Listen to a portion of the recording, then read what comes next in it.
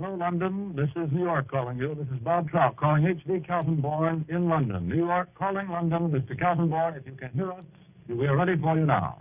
And here we are.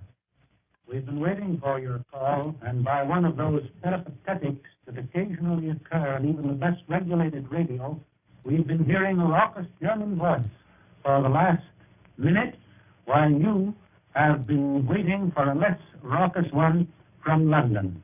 We understand that you know all about the further meeting of the Cabinet that is to take place at noon tomorrow, that you have heard that Mr. Neville Henderson, who has been here attending every Cabinet meeting that has taken place for the last 2 days, is to fly back to Berlin tomorrow with Britain's answer to Adolf Hitler's demands.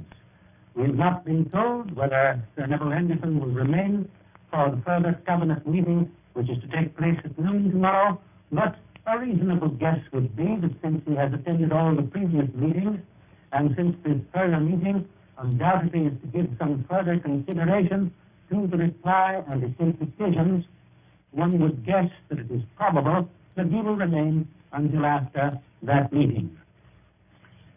The Cabinet here has issued an official communiqué announcing what I have just told you, and then added a phrase to the effect that the publication of the details of Adolf Hitler's demands is, quote, entirely unauthorized and inaccurate. Now, I understand that you in New York have had certain details with reference to those demands, that you have been given to understand that Adolf Hitler's demands, as presented and discussed by the British Cabinet, include 4 separate items. And I should like to consider briefly with you those items. First, the return immediately to Germany of Poland's Polish corridor and of the city of Danzig, and the territory which has been included in the Free State of Danzig under the League of Nations Constitution. That is point number 1.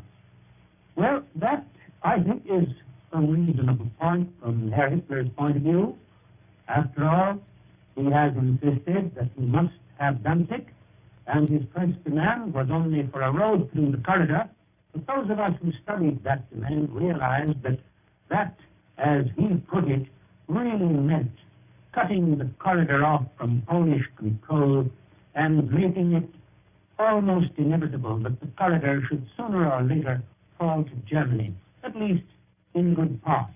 So this is what he asked of Poland several months ago, and, of course, in addition, an outright demand for the cession of the corridor. Now, that, I should say, it is reasonable to assume Adolf Hitler would ask.